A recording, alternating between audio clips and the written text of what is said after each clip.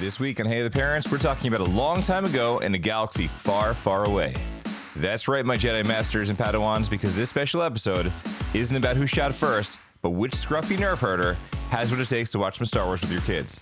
Whether it's a name you haven't heard in a long time, the movies that you're looking for, or you can't wait to make the Kessel Run in less than 12 parsecs to the couch, this is the episode for you. And of course, we talk about Star Wars when we were younger, mishaps with our own kids, and what the supposed experts say. Because there's the three of us and all of you. I'm Michael Height. I'm Sarah D. And I'm Mike Levine. Kids don't come with a handbook, so we need your help. Where do babies come from? Where do you think they come from? Is this a kissing book? Mama! Mama! What? Hi. I learned it by watching you. There are no rules in this house. I'm not like a regular mom. I'm a cool mom. We sent them to the best boarding schools. We hired the best nannies. We did everything right. Hey, Mom! The meatloaf! No drinking, no drugs, no kissing, no tattoos, no piercings, no ritual animal slaughters of any kind. Together, we can rule the galaxy as father and son. This is Hey Other Parents, an honest, messy, imperfect show for raising kids. All right, it is us. We are back. It's us again. What's going on? Hello, my friend. Dude, this is awesome. Happy morning. Happy early Sunday. So we are gonna morning. we're gonna double this up. It's just me and you. It's gonna two-man this one. It's gonna be like Chewie cool. and Han Solo. You are the Han Solo and I'm the Chewbacca, I think, because you got the, you know, whether you got the knowledge or not, I believe in you. You were the Chewie to my Solo. Oh man, that's true friendship right there. So this week we are going to be talking all about Star Wars. With some purpose, not just so we can sit here and talk about something we want to talk about, but because we were thinking that it would be cool to twofold. One was to talk about Star Wars in terms of like as a parent, like maybe like how to introduce it to your kids if that's something that's meaningful to you. And of course, like sometimes, you know, that doesn't always go right. Maybe the kids may not be into it and you are, or vice versa. And then two is maybe like what is important to watch and maybe what you could kind of like slip by the wayside because there's so many different like shows and movies, and then Disney Plus keeps pumping out like, you know, shows like the Mandalorian and Ahsoka, and then there's also like the older cartoons like the Clone Wars and Rebels, right? I'm doing right. I'm doing okay. You're doing good. Doing good. You could tell by the questioning in my voice that I haven't seen all of those parts, right? Like obviously, okay, we'll talk about that in a bit. So yeah, so we're here. We're talking about it. I'm excited about it. Are you? Yeah, I am. And you know, I'd just like to add, you know, if you're not even a Star Wars fan and you're listening to this episode, you know, maybe you can kind of put these things that we talked about towards, you know, whatever it is, you know, whether it's sports or another type of movie, Legos, anything, you know, maybe some of the things we talk about, you can kind of use it towards whatever else that maybe you may be into, you know. Absolutely. I love that. So we are here. I'm excited. So this week we speaking of Disney and all of that good stuff, we went to this I don't know if they do this in your district, but my kids did this thing where it's called Orchestra Day, where they have kids from like the middle school, the high school, the elementary school, everybody who's in orchestra that volunteers that wants to do this, they go to the high school and they work together with like older kids. And they that's awesome. learn some songs, and they put on a performance, like not too many songs, like maybe a couple songs for. Like the high school does like, you know, a song or two by themselves, and then the middle school joins the high school for a song or two, and then the elementary school joins the middle school and high school. Then they play songs at the end, and all of their teachers are there. It's really, really cool. So this time was Disney. That sounds great. That was like the theme, and Noah, we told him he was so pumped because they did Under the Sea, and then they did It's a Small World. So we were like, I was like. All I want to do as a parent was like get a video of Noah when the music started, you know, because I could see his face. Yeah. He was so excited. It was ridiculous. I think I pumped it up too much, but they played it like in halftime, so it was like a little slower. And at first, I don't think he really he was like not sure what the song was, but then it hit him and it was really cool.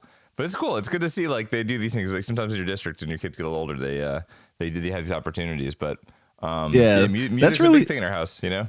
Yeah, that's really cute, man. You know, I remember going to Disney World and going on that It's a Small World ride. Love the ride. It's fun. The song's cool too, but you know, sometimes it gets a little repetitive and you're just like, oh, this song is just, you know, it's lovely. It's a lovely song. But, you know, you bite your teeth because you just see the smile of your kids and how much they love it, and you're just like, oh, okay, I guess I'm listening to this song again. You know what's so funny is like when we were when I was younger, we went to Disney. I think like some of the rides freaked me out because I don't know, maybe just like, whatever. I went on rides like as a parent, maybe I see it now a little bit more, but and we'll talk about this in our Disney episode. We have that coming up relatively soon.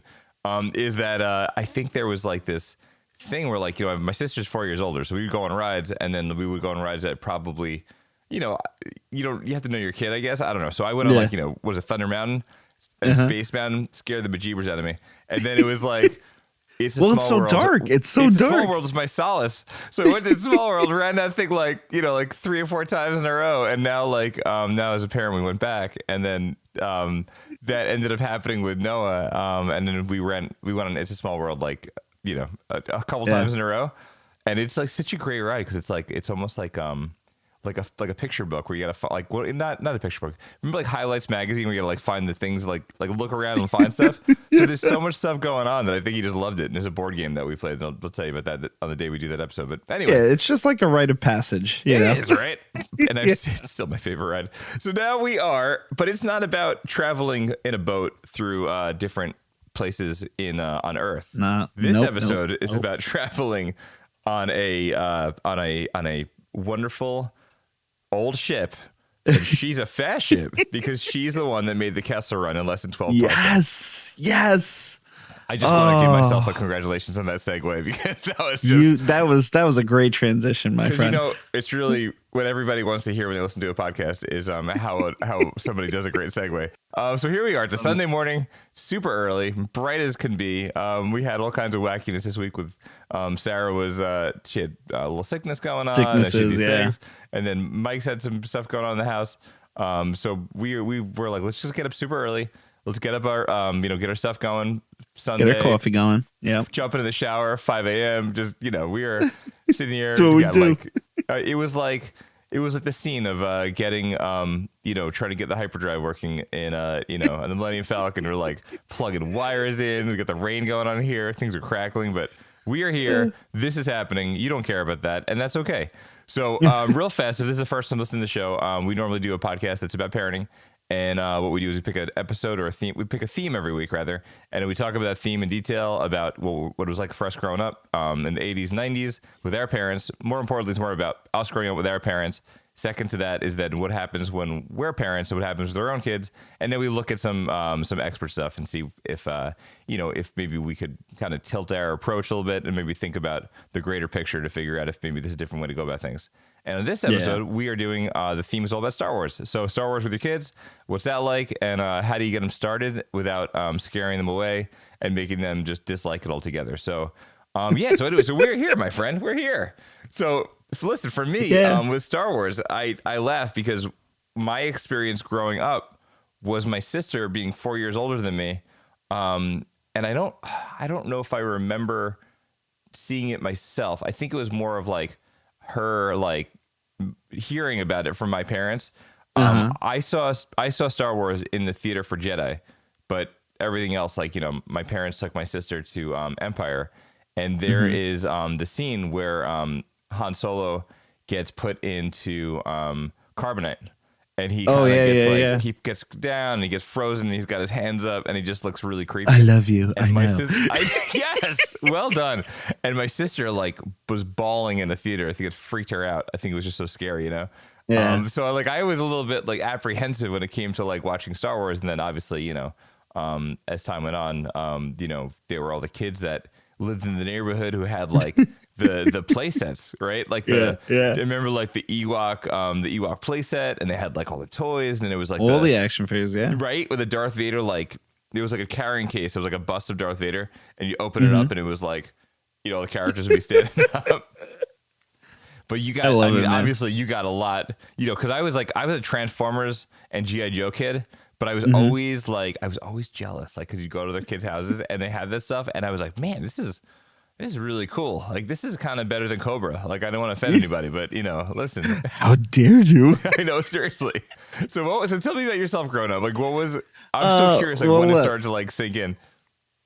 I'm always interested in finding out other people's journeys on how they discovered Star Wars, because I think about my my discovery of Star Wars, and it had to be around the ages of anywhere between 7 and 10. I was in that age range. And I don't know, I was just going through my garage, going through like boxes. My father was cleaning the garage, and I found this box of tapes and cassette tapes, VHS tapes, right? And it was labeled Star Wars. And I guess my father, who was into it. My mom had no clue what Star Wars was. Maybe when, at the time when she was alive and it came out, and I just saw Star, and I thought, wow, Star Wars, what is this? I don't know. It just intrigued me. And so I popped it in the VCR, and I'm watching it, and I sat there glued to the TV watching Star Wars: A New Hope. And I guess my father had recorded it on HBO because it would come out on HBO at the time. And and you could record off your VCR, and I was stunned. I was in awe. I was just everything cool about it. Spaceships, lightsabers, this quest to train and be a Jedi. It was all intriguing to me. And as the movie went on, I think now too, even being like an adult, like when I was a kid, I was so attached to this. Like now there's so many cartoons and things like that get kids, but this was like an adult kind of show, and it could be scary, like you said before, but I don't know. It was just, it caught me, man. And ever awesome. since been a fan, it was so cool. And did you, before you had seen it, were you exposed to it in other ways, from books or did you hear about it or No, yeah, you know what I mean? Yeah, it was. I never heard of it, never seen it before. I just picked it up, like I said, from that garage, and I just watched it. I just popped it in because it was interesting, and ever since then, I was glued to it. And it's funny because you talk to other people about it, or you when I was a kid, I would started collecting toys, and kids didn't really collect Star Wars because, I don't know, it was kind of old news. It came out in the 70s, so they were collecting the latest toys or sports cards or things like that. So I was kind of my own little person collecting my own toys of Star Wars action figures and things. And eventually I ran into some friends who knew about it. Okay. A couple of those friends that knew about it, and we kind of bonded over it. But I was the true diehard fan, That's cool. Did you and you got two brothers, so was your older brother into it before you were, or did you kind of? Yeah, so I tried to get my other brothers into it, but they didn't really like it so much. They thought it was cool, but I don't know, it just spoke to me, more. And when I asked my parents about it, my dad, like I said, he thought it was just cool. He was into the sci-fi thing. My mom had no clue, and I was trying to show her, but she would fall asleep watching the movie. Thanks, Mom. Right. But it was kind of special to me. That's kind of cool too, that not everybody was really into it, because then it was kind of special towards me. It was something that I just had that I can connect with and share, to whoever I wanted to. So it was cool that way. I love that you found in your garage, because it's hysterical how you found Pong the same way. You were rustling through your garage to find you're oh, what's this Atari thing? I'm just gonna plug the wires in where they fit and see what happens. And then you're like, what's this box? This is Star Wars. It's next to this Indiana Jones. What is that? The state? What's going on here? It's just so funny that you were you just found it, and organically you were watching it, versus our experience as parents, where we're like, okay, when's the right time? When are my kids going to watch this? When is it going to be the opportunity for me to show them? It's so funny. Yeah. It's a different thing, right? Yeah. And, I don't know if many people know this, but Star Wars is like to me, at least from my perspective, it is a big family drama. That's pretty much what it is. Don't think about it as just spaceships and laser beams and kind of sci-fi stuff. And if you actually really look at the story, it's pretty cool. It's got a lot of meaningful things, and that's probably why it spoke to me so much. It deals with a lot of family hardships, and I don't know. I thought it was kind of cool. That's awesome. So the thing I think that the big heart or big core of this episode is really like trying to figure out like our own kids, like when to watch it, when not to watch it, right?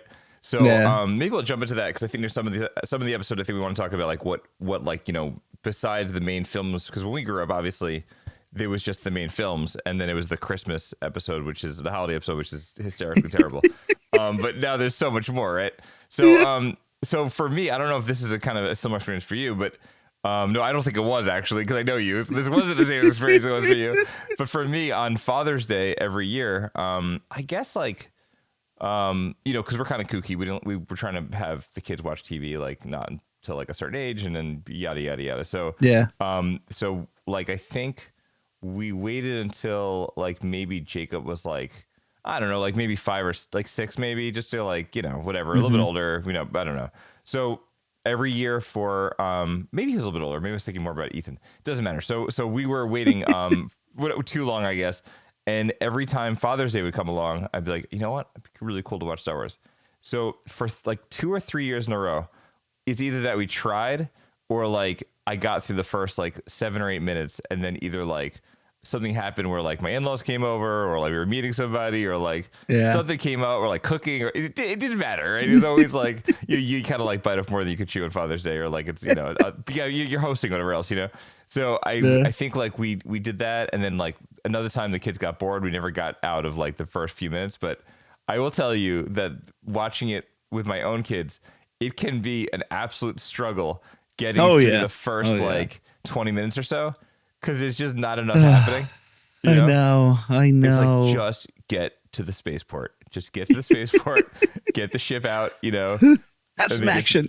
Right? Otherwise, you get as far as like Obi-Wan. He's like, that's not a name I've heard in a long time. And then he's making his hands are going flappy, and he's like trying to scare away the sand people. But once you get into it, it's a big difference. But for me, I think I was trying not to put too much pressure on. But I felt like as I was pushing it, the more I was pushing it, the less they were kind of like receptive to it, it took us until our trip over this past summer, where we're going to Disney, where we were like, all right, the kids have to watch it. So it started actually last year when we were like we were already planned, we were already going, but when we knew we were going to Disney, so that would have been Father's Day in June. So in June, we watched episode 4. And then we watched episode 5 as we're trying to cram in like all of the Disney movies also before we get to the parks. And we got through episode 4 and episode 5, and then we didn't finish episode 6. So I was like, oh man, this is like not great. So we ended up, at least we got through the first 2 before we got to the Rise. And right. So then Ethan, we're on the plane. Rachel is sitting next to Noah and Jacob. We sometimes Jacob, the older one, is really like super duper amazing with Noah in certain circumstances, so he was kind of a beast on the plane, so thank God. And then I was sitting next to Ethan, and he was like all about Star Wars at the time, and we were looking through JetBlue had like the TV and stuff, and we flipped down and it had the original trilogy on there. So on our way down, it's funny because like it's hard to get like 2 headphones connected to the same TV. So we were like looked at each other and we were trying to time it to watch at the same time. And we're counting down like to press the button at the same time. So like you start the movie, you hit pause, and we're like 1, 2, 3. And then as we're doing it, then you're like, hi everyone, welcome to your flight today. We're gonna put on our seatbelts. We're like, so then we like could pause, like it forces everyone out of it. So we finally like take off, we got going again, and I think we got through like most of it. So it was like a good place to be, like to get ready for the parks. But he loved it. Like once he got started, he was really into it. Yeah, and it's so tough, like what you said before, like you kind of don't want to pressure your kids into getting into into it, right? Because I think that's what we do as parents sometimes. Like we try to get our kids into like the things that we like so we can connect with them on some way, you know, not that we can't connect with them because they're our children, but you know, you want to try to have those similar things in common so you can kind of do those fun things together and like maybe go to Comic-Con or something like that. And you know, I remember trying to get my kids involved in Star Wars, and I played that immediately as soon as they were born, you know. This is how we're going to start things off, kids. Don't worry about this. I wanted my kids to wield lightsabers as soon as they came out of the womb, you know. Listen, you know what? It's not a right way or a wrong way. It's just the way it is. It, like you said, it's tough to get them really into it in the beginning because it's not really meant for kids in the beginning, but I think, you know, just playing it in the background every now and then, like them seeing me watch it, them seeing all these different every now and then. them No, seeing I all laugh the- because you were like, because like, you know, there's the, you know, the May the 4th thing, and then you're like, that's Star Wars Day, and then you're like, it's Father's Day, it's Star Wars Day, and it's like your birthday, like it's Star Wars Day. just kind of keep it consistent in the background, you know what I mean? Right. And, you know, Lucas wasn't really into it at first. And I'm like, oh, man, my first son that I named Luke for a reason, you know, isn't even into it. This is heartbreaking. And then. Yeah, really. You know, That wasn't really coincidental in that case, right? Right. And then, you know, real quick, funny story about that. I wanted to go with Luke, but then Taylor was like, are you serious? We are not naming our son after Luke Skywalker from Star Wars. And I'm like, well, how about Lucas? It's similar and, you know, a little bit better, you know? Right. You're like, you know, look, Obi-Wan's a weird name to call a kid at school, so it's up to you. Exactly. I think just keeping what you like consistent and having the kids acknowledge it and just see it, they eventually get into it too. Like Lucas wasn't into it. Ellie, my middle daughter, also not into it as well. And Hayden, you know, she's too young to get into it yet, but I still play it in the background. But all three of them, you know, will love to play with the lightsabers and battle me, and because they glow. And then they put on like the Star Wars helmets and they battle each other. And we all have like these little Star Wars fights here and there, like kind of joking around, nothing serious, but you know, they're slowly getting into it. And, you know, Ellie would be like, oh, God, we got to watch Star Wars again, Daddy. And Lucas would be like, Lucas is now more into it as he gets older. And it's cool because we're all kind of connecting in our own way, you know? Like with my kids sometimes, like it's not like always, I mean, it's different ages too, but I find like sometimes like it's less about my attempt to influence and then more about like the way that they interact with each other. Yeah, so like yeah. Noah being so young, like he was, like he wants to keep up with his brothers. So like Noah's 4, Jacob is 11, and Ethan is 8. So when they're, you know, when they're hanging out and we were like watching Star Wars stuff, Noah would be like, I want to hear the Star Wars in the car. Like he didn't really know what he was even talking about. But like kids would, like, you know, sometimes we take turns letting them like, you know, choose our music if we're driving somewhere, like, you know, going to visit my sister-in-law or whatever else. And like he, like, you know, like whatever, like Jacob will choose a song and Ethan will choose like, you know, whatever, like a soundtrack of like, you know, Encanto, whatever. Yeah. And all of a sudden we're like, Noah, do you want to pick a song? I want to listen to Star Wars. And we're like, really? All right. I guess it's the Imperial March or something like that. I don't know. And then he wanted to listen to the full album because he felt like he was getting gypped, you know? So like we're putting on like the John Williams, like the full score. Duel of Fates. And I'm looking at Rachel and I'm like, I don't know. This is getting wacky. Like, cause he's like, I want to hear Star Wars. And I'm like, I don't know if, like, you know how it is, like certain scenes, like when they do the music in the background, like it's kind of hard to recognize besides like the main themes, you know, but it's very funny. But we got a lot more to talk about. So, all right. Yeah. So let's take a moment to, discuss. Let's start with the order to watch, because there's a whole other issue entirely where it comes to pop culture and everything else, because my kids kind of already knew that Darth Vader was the father, which was sad because I really wanted to have that experience where they were like, what, you know, but there were still more things that were more like kind of a crazy situation that they didn't know about, but they did know that line.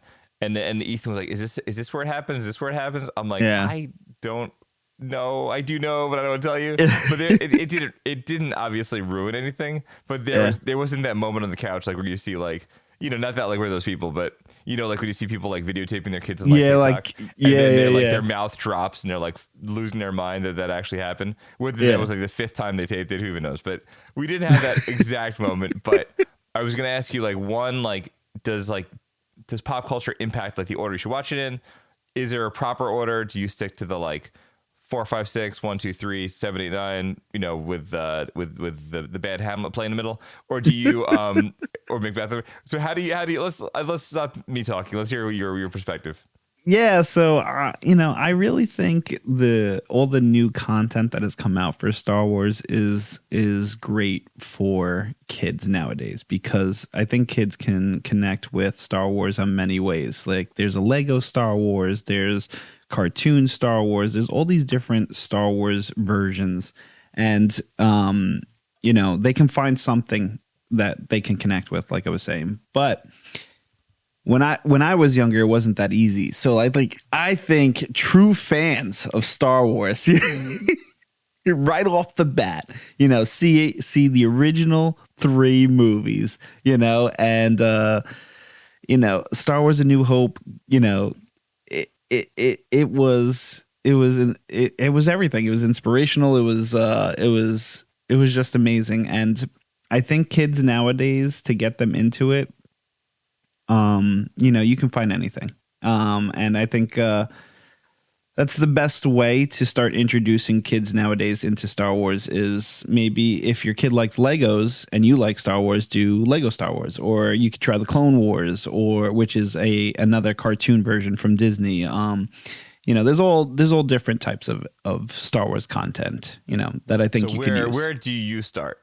4, 5, 6? Oh, I played I play the movies right off the bat. Star Wars 4, 5, and 6. Start there. Go with A New Hope, Empire Strikes Back, Return of the Jedi. Those are the 3. Now, would definitely. Do you take a step away from that after 4, 5, and 6, or do you go did you go 4, 5, 6, then go 1, 2, 3, and then 7, 8, 9, or did you go to like 4, 5, 6, then like other stuff like cartoons and stuff? Because we ended up doing 4, 5, 6, 7, 8, 9, and now we're doing 1, 2, 3. Well, you know what I like about 1, 2, 3 is it's more flashy. Yeah, there's a lot of sure. There's After begging my kids to watch episode 4 for like, come on, keep watching, just keep watching, trust me. Like you'll hear about one. One is episode 1 is definitely a flop, I guess, according to the experts. But what I like about it is the introduction of the staff from the lightsaber point of view. Like you have the lightsaber that point of view. The lightsaber staff, and when Star Wars fans saw this for the first time, everybody went crazy. Everybody just was like, "Oh my God, there's a different type of lightsaber out there, and it's a staff, and it's got 2, and here's Darth Maul taking on all these Jedi, and it's like." That was really cool. It was, it's something that can catch little kids, all the flashiness of it. That gets cut in half. So there's a guy that has it, that's the thing I was going to ask you about, because one gets kind of violent, right? Like because like 4, 5, and 6, like Obi-Wan, like he dies, but he turns into like a Force ghost and his clothes drop to the floor. So like as far as like. Right. Yeah, and like stormtroopers keep missing. So like there's the one thing though, and I don't. When they in episode 4, when they got to when Luke comes back to the farm, the moisture farm, whatever, and his aunt and uncle are there.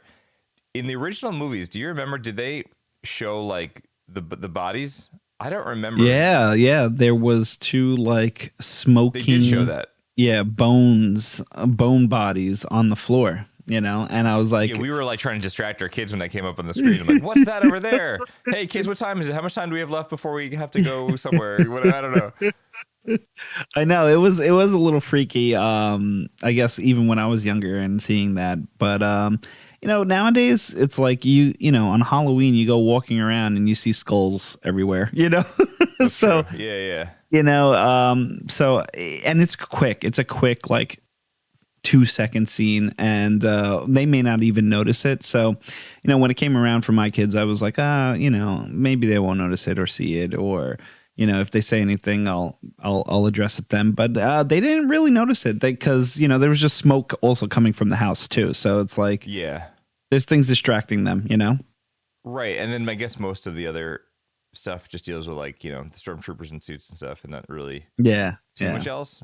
Right. I mean, Darth Vader could be a little scary when he pops up on the screen. But. I mean, there was the burning of the Jawas too. They kind of put them all in a fire, and yeah, that's a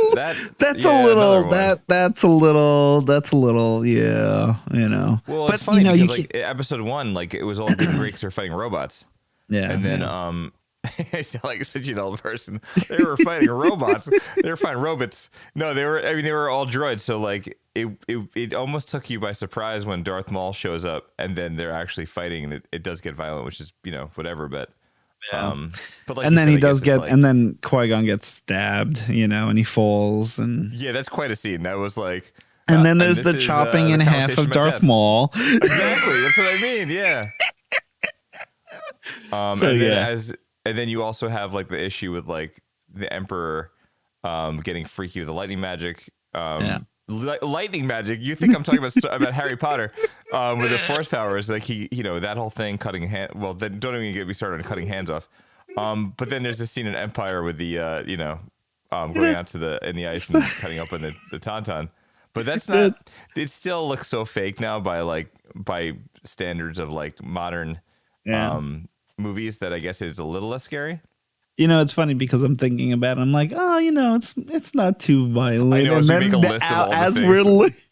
As we're talking about it, I'm like, oh, geez, maybe it is a little violent, And then they go to a bar. No, I'm kidding. All right, so I think like, so what I guess we're getting at is still a great 4, movie 5, for 6, kids. Way to go! You could do, you do 6, 7, 8, and then do whatever, and do 1, 2, 3.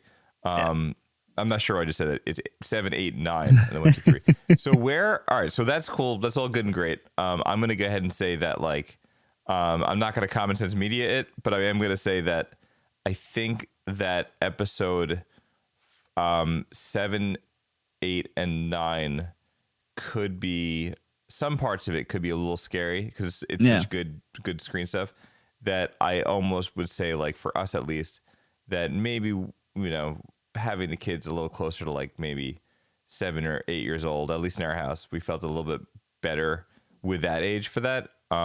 Maybe episode 1, 2, and 3 we could do maybe like at maybe 6 if they're more of like, you have to know your kids, right? Like if you know your kids and they're like, like for my older guy was a little bit more nervous about watching like superhero stuff and when he was younger than my middle guy. So Ethan was a little bit more like a little bit ready to be exposed to things. Of course, there's always the issue where you're like, where they come to you in the middle of the night and you're like, I had a nightmare. You're like, what have I done? But okay, so we're good there. That's kind of you went younger, obviously, but you have to know your kids. For us, we had episode 4 playing with Noah in the room, so it was fine, But I don't know necessarily if I'd want to show him stuff yet. But I think like I remember going to the movie theaters when we were really young and. When the new trilogy came out, 1, 2, 3, and they were definitely young kids in the crowd. So how it is. You got to introduce it when you feel it's right, and that's fine, but as long as you keep it consistent and you keep dragging your kids to it, drag them in there, whatever it is, whether it be Star Wars or sports or whatever, just kind of keep it in the background, and maybe they'll be like, hey Dad, what's that? I think honestly, I actually, coming from our own experience, I really feel honestly that many parents who are not necessarily like into Star Wars like that are just super fans, I feel like most of it is going to be dictated by like by just wanting to show it with them, like just watch it together, or it's going to be like you're planning to go to Disney and that it's at one of the parks at Hollywood Studios. And then like you all of a sudden are like, we probably should show this to the kids so that at least they know what they're talking about, because we can't afford this trip. We're only going one time. They better enjoy it. So I think that probably has something to do with it. But I was going to say also too, what else helped was getting my kids into Star Wars was I saved all my action figures from when I was a kid. And I had them. Yeah. And I had them in boxes. And I even said to myself when I was like, 14 and I started having to put away my Star Wars toys because I wanted to find a significant other, Wow, getting married at 14, huh? Just, you know, No, I got was you. You're interested. like, this is maybe interested. I have to hide this stuff. Yeah. And so I wound up putting all my Star Wars action figures in displays in boxes. And I'm like, yeah, one day when I have kids, I'm going to bust it out and I'm going to let them play with it. You know, fast forward 15, 20 years later, I busted out all those toys. And it's really cool seeing my kids play with all those toys that I played with when I was younger. Kind of like a Toy Story thing, right? Like you're passing down That's your cool. toys. And, you know, all the adventures you had with those action figures, now your kids are having different or same adventures that you had. And it was really, really cool. And that was another segue for my kids to kind of use to get into Star Wars, you know? I like that. Unfortunately, you picked wisely because He-Man were not the toys you were looking for. The rubber that keeps them together, like all their legs fell off. It's crazy. So the toys like G.I. Joe and Star Wars, once again, those were made a little bit better, so those stayed together. So maybe you did the right thing. Yeah, so, but it's cool just like having something from your past and passing it down. You know what I mean? Whether it's action figures or if you're into sports, passing down a hockey stick or a baseball or, you know, a baseball bat that you were good at, you know, that you used when you were Dungeons younger. and Dragons Second Edition. Or Dungeons and Dragons. There's so many Yes. options out there. It's cool because it helps them get into it. And they're like, oh, my God, I'm using something that Daddy used. I'm using something that my dad had when he was a kid. You know, I think that's cool. You know, And then they turn to you and you start crying because you're like, this is so ghetto. You're like, thanks a lot, kids. All right. So what I want to ask you, maybe you could kind of explain this because this is something that was on my mind, is there are newer properties in Star Wars. You know, there's a Mandalorian. There's you know, the what's Boba Fett show. Then there's Ahsoka. And there was Obi-Wan. So those are the live action TV shows.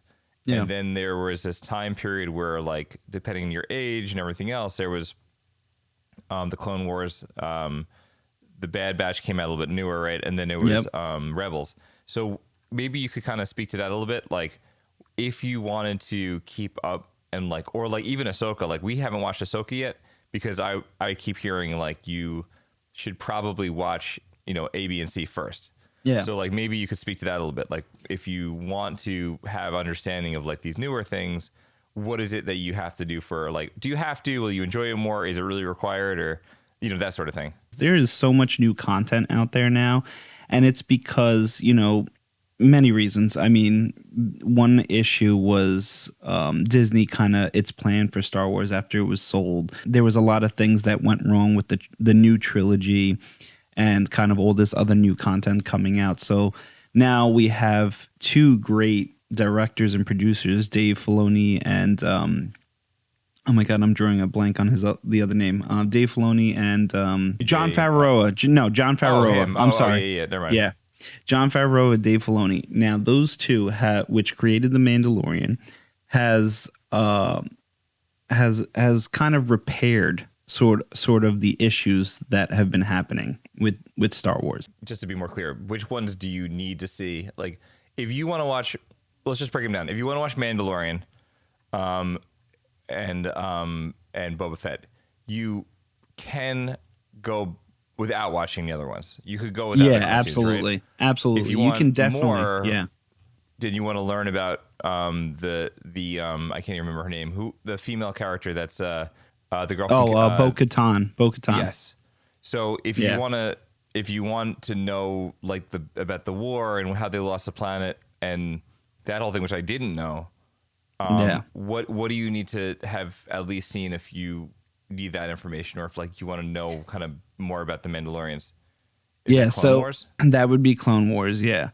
And as you watch all these different things, there's more shows that kind of tell more information of that. So it's kind of hard to kind of, I guess, tell you the order because it depends on what you're into. Like, there's so many separate things, like Mandalorian, for instance, and let's just take your example, the Mandalorian and Bo-Katan. There's so many different characters and stories now that that are associated with a different show. So, like, if you like Boba Fett, right? Boba Fett was first introduced in Star Wars, the original movies. Now there's a show about the Book of Boba where he was supposed to die in the Sarlacc pit when he fell in the movies, but all of a sudden he's resurrected, and there's this whole story about him now too.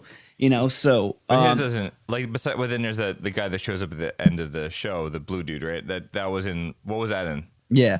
So you to know who that assassin was, you would have to watch Clone Wars, and then you would get. And he it's so funny because you wouldn't even know he had any association with the Emperor or the Imperials, But again, that's all found in Clone Wars, Yeah, because I think that people that didn't see all of Clone Wars, like this guy shows up and you're like, oh, that's a nice suit he's wearing. It was like a nice puppet. Like it didn't. People that knew who he was a lot were a lot more excited, I think, than people who didn't. So so let's just take a quick look. So Clone Wars.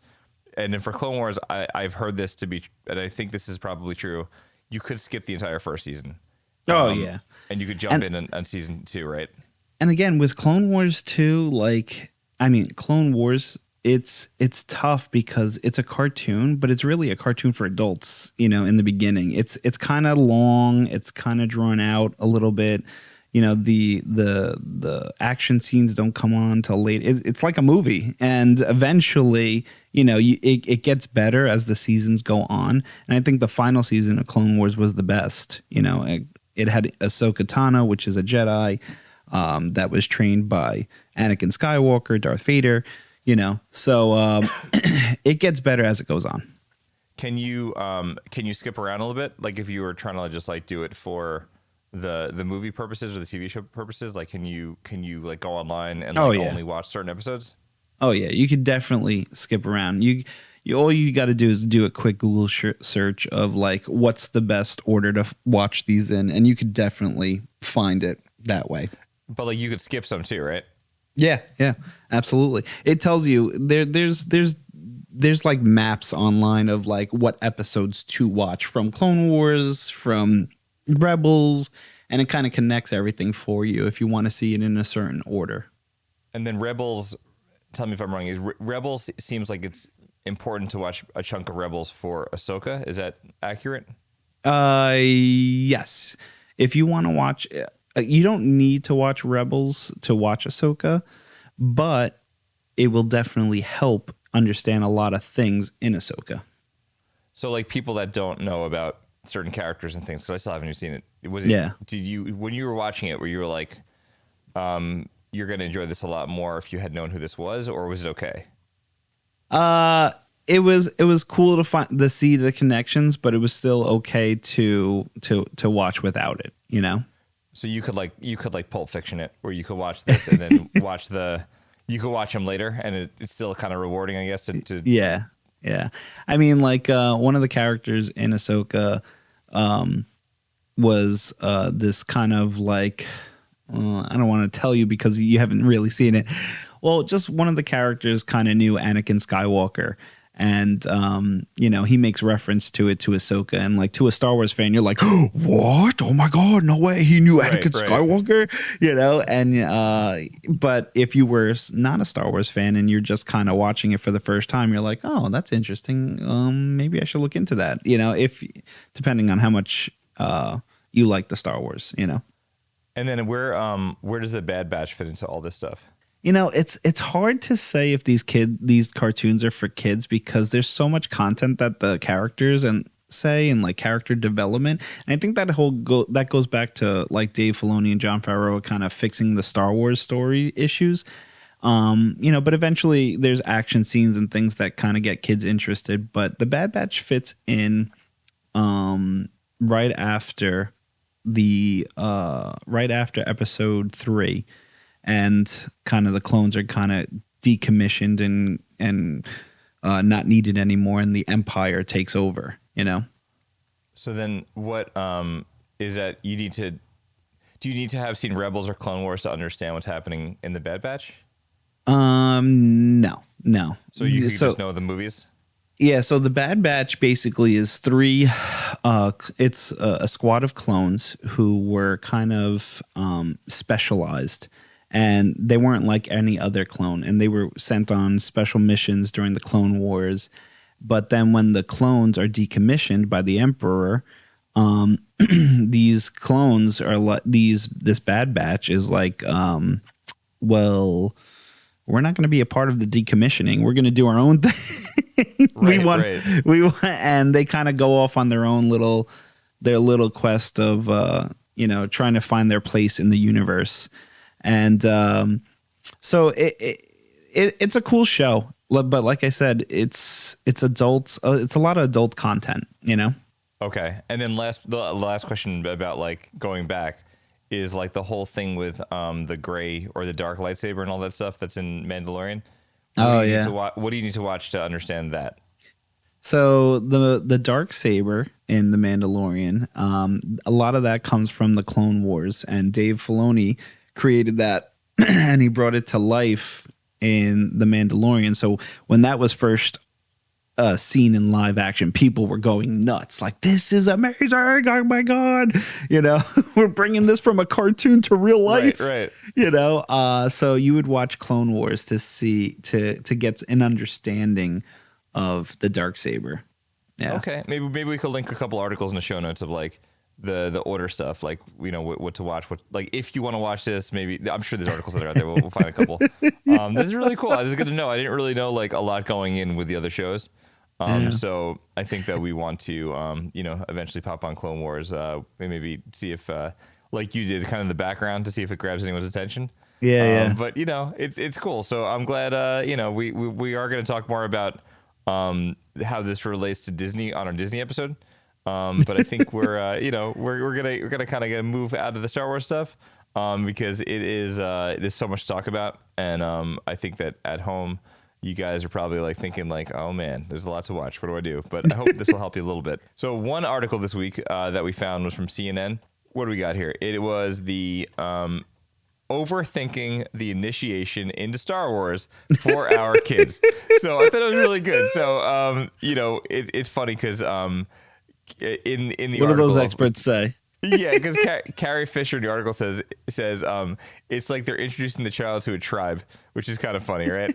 But basically, some of the things that they mentioned in this article, which we'll post so you guys can check it out, was kind of like what we had talked about a little bit before.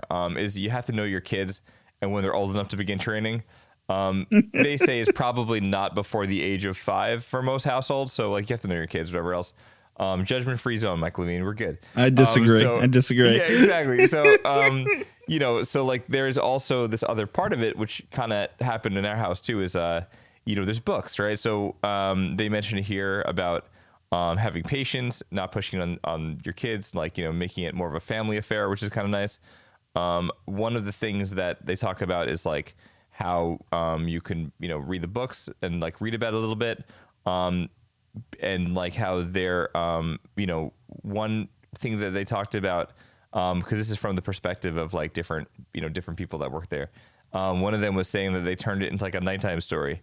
So like they told the story over of like, telling it like a nighttime story over that what happened to in episode 4 over the course of like a few years, because if the kid is like 3 years old and wants to watch it, and then, you and your partner decide that maybe it's a little bit too early, then you can have fun with it. You could grab like you could grab like a, not make it into a ghost story, but you could get like a little flashlight. You could like, sit in bed with your kid, and you could kind of like tell them a version of it. They talk about it like, how they did it almost like the Rudolph the Red-Nosed Reindeer, and like almost like making it more of like a good, like exciting picture booky kind of thing, right? Well, it's good. It's funny you say that, because there was I did purchase, and I forgot to mention this, but I did purchase the 5-minute Star Wars stories. So those books, they sell them at like BJ's and Costco, right? Yeah, and it's kind of cool to use to get the kids into it. So like books definitely help, Yeah, and you could get like the golden books. You could get the 5-minute Star Wars stories. Yeah, and then the golden books, that instead of breaking it into like a whole movie as one book, it's usually like it's probably like 2, maybe 3 golden books is a movie, because it's just too much going on. But they make it a little bit more approachable. And then in this article, they say that when they finally got to the point where they showed the kid Star Wars, then his guy's daughter was like super excited, and she's like, He's like, what do you think of it? He was thinking like, oh, she's going to say like, oh, it's okay. He had the popcorn going. He had all the stuff, no distractions. And then her response was like, it's Googleplex good, whatever she said. So like, you have to have a little faith in the process and like, maybe they'll be into it. But, even if it's a small part, they'll remember it. Just show it when they come out of the womb. It's okay. That's it. I love it. Oh my God. All right. So, if you have time this week, the question is, how old were you when you first watched Star Wars, and how old are your kids going to be, or how old were they when you showed it to them? Or are you planning to show it to them, or are you never going to show it to them? So we'd love to hear from you. If you have questions or comments for us, a topic, an idea, a parenting story, or a fail, like showing your kids Star Wars when they were 3 years old for episode 1 that you experienced, or maybe some family trauma, you can contact us. Maybe even tell us about an upcoming birthday for your kiddos. You can leave us a voicemail message at 559 lay kids 559-537-5437. The phone number's in the show notes. You could email us at heyotherparents@gmail.com. If it's easier for you, just type something out. Keep it short, keep it weird. We'll most likely use it for the show. And 3, you could join us on Instagram at heyotherparents@gmail.com. We try to keep you up to date with show notes, polls, wacky stuff. And we always take things we talked about and turn into goofy images like postcards or like Polaroids. We post them on our Instagram. So take a little peek at that. You might laugh. All right. So we are back for our time to unplug. Don't forget, you'll be a better we if you take care of me. This part of the show is all about finding things that maybe don't always have to do with our kids, but things as adults, either stuff for ourselves or with our spouses, something that makes you feel like you still have a little part of your day carved out so that you could do some of the things that you enjoy. What do you got for us today? So keeping it in the sci-fi realm, Godzilla -1. I saw that recently in the movie theaters, and it was really cool. I mean, if you don't like movies, I guess, in other languages and you have to read the subtitles, then I would recommend not seeing it in the theaters and just wait for it to come out on streaming or whatever. But it was really cool because it brought back that old feeling of Godzilla. Like if you've seen the new Godzilla movies, there's all this craziness of like Godzilla versus Kong punching each other in the face. All these other kaijus, and that's all great. I mean, I love that stuff too, but this kind of took it back to like the original like 1950s like humans versus Godzilla, and it was definitely interesting. It's up for, I think, an Academy Award or an Oscar or something like that, and I definitely recommend watching it. It was really, really good. That's cool. I really don't know a whole lot about it, so I may have to check it out because I always picture like the bad remakes and the bad, like I could picture like the the David Bowie remake of Heroes and like whatever. But anyway, so you have been talking about this for a while, so I think it might be time for us to flip it on. Yeah. So what about you, man? What do you got going on? I was like, I had one that I was going to talk about, and then I changed it. So last night, we saw my wife's parents. They came over with my sister-in-law. And my brother-in-law and their kids, and we celebrated Rachel's dad's birthday. Happy birthday, Howard! And we ended up hanging out, and then you and I were trying to figure out the show and stuff. So I don't know what got into me. I don't know if it was very nostalgia-ish, but I wanted to talk about Nintendo Switch. So we talked about video game episodes a little while ago. So on the Nintendo Switch, if you pay for a membership, which is like really originally, if you think about like video game memberships, most of the reason why you would pay for them is really just so you could have like the online thing where you could like play against people in a different, like another house or whatever, like go online and play games together. I don't really think Nintendo really figured this out so well. Like the majority of the games don't really work well for that, but what they do give you, and you don't have to pay a lot for this. There's like the cheaper version of the online membership has a lot of old school Nintendo games on there. So the classic NES games and the SNES games, that's on there. There's a few Game Boy games, and then you get like more stuff if you pay for like the Plus membership. You know how it goes. It's like right. But anyway, so the basic membership every year, and I get in this habit. I don't know where it comes from, but I have this thing where I have to play Super Mario Brothers 2. And I don't know what it is about this game, but it is. That's a classic. That's a classic. It is a joy. I love this game. It's so good. Yeah. So I booted it up, and I was like, the kids were all in bed. My wife went to bed early. She had like a cold, whatever. So I was like, I'm not ready to go to bed yet. So I'm on the couch and I'm like, I know that we're going to wake up super early and do this episode. And I was like, what can I do that's like maybe 25, 30 minutes tops? So I plopped down and I'm in the middle of all this. I'm making bread. You know me. I'm like a thousand things going on. The dough's not ready to go in the fridge yet. So I still have like a half an hour to kill. So I boot this thing up, Super Mario Brothers 2. And I forget. So this is crazy. So as a parent, maybe you haven't played these games in a long time.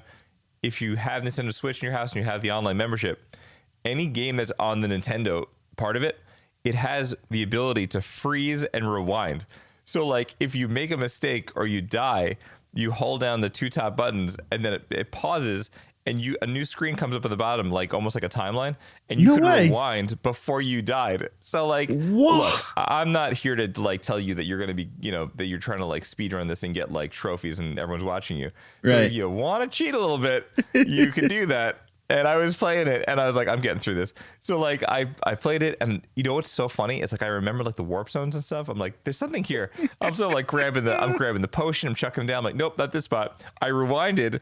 I moved over a couple screens, I dropped down. I'm like, yep, that's the spot. Went down the pipe, got the thing. So like if you die, you're getting frustrated. It's a great way to play some of these games, because there's also like on here, there was, Zelda 1, Zelda 2. Zelda 2 is a really, really hard game. So playing that with the rewind functionality, oh my God, it's amazing. Because like you could actually get through these things. But Super Mario Brothers 2, great game. They didn't in Japan, they released a different Super Mario Brothers 2. It was way harder. That's actually on there too. It's called like the Lost Levels. But Super Mario Brothers 2 in America was a different game completely called Doki Doki Panic. And Nintendo took it and they took the characters that were in Japan out of it and replace them with the characters that we all know and love. And that's why this game has Mario, Luigi, Peach, and Toad to choose from for every level, because those were originally different characters for a different game. And they updated music and did a bunch of other stuff, but I love it. Super Mario Bros. 2 is just a weird, funky game. But I highly recommend you grab the Switch, you bust it out, you go in the Lost Levels, you definitely figure out how to do the pause and rewind stuff. And then the other little thing about it too is that you can actually... when you're also pausing and rewinding, that same functionality, like once to hold the buttons down, once to like tap it, when you tap it, like, cause you know how it is. When I was growing up, my parents, I remember like I'd be playing a game and like they'd be like, we got to go out to eat now, we're leaving. And I'm like, I can't, I got to save it. I'm not ready to save. So like in all of these games, instead of saving it traditionally, which you can still do, like you could hit the save part like you would normally do. But like Nintendo is, the old school games they're a little harsh for that. You could save, it's called a save state. So you tap the R and L buttons, and then you could go to make a save state. And what it really does is it just takes it saves that moment where you're playing. And as long as that saves, when you boot the game up again, you could load the save state, and it will load the game from exactly wherever you just paused it. So like you don't need to worry about getting to a certain part and saving it. So, so you could get to the end of the level, you could keep rewinding till you get like your little like slot machine with 3 cherries, you get your 5 lives and you're ready to rock. So anyway, so I think it's great. So I think, those of you who are having Nintendo Switches in the house and you want to play some old school stuff, you're not really interested in the new stuff. Contra's there. I think Contra's there. This is there, Zelda's there, Metroid's there. There's so many good things, but, anyway, I think we're running out of time here, so I think we're going to wrap up this episode on Star Wars. We're going to call this one Imperial Entanglements, because it's just all of the issue, trying to sit down and getting an episode going with your kids on the TV, on the couch, so you can watch it. I think we're all out of time on our episode of Star Wars. Imperial Entanglements with Star Wars with the kids. So we'd like to take a moment to thank our listeners and our supporters for donating to the show. If you want to help support our show so we can keep making episodes like this one, we have a link to donate in the show notes. If you don't have the means to do so, we hope you can tell your friends or family about our podcast so we can reach more parents on our crazy adventure. Or you could leave us a review in Apple Podcasts or Spotify. We can't wait to explore this parenting thing again with you next week on Hey the Parents, because it's the 3 of us and all of you. Sarah's going to be back next week, and it'll be truly the 3 of us. Don't forget to hug your kids and charge your Chromebooks. That's going to do it for me and for Mike. We will see you next time. Bye-bye. Hey the Parents is produced by Mike Levine, Sarah Desirines, and me, Michael Haidt. I edit and mix our show. Our intro voice recording was done by the one and only Coltrane. If you like our show, we hope you'll consider going to our show notes and supporting our podcast. Find us online on Instagram at Hey the Parents. Send us an email at heytheparents@gmail.com or leave us a wonderful voicemail, 559-LAY-KIDS. Thanks for listening, and we will see you next time.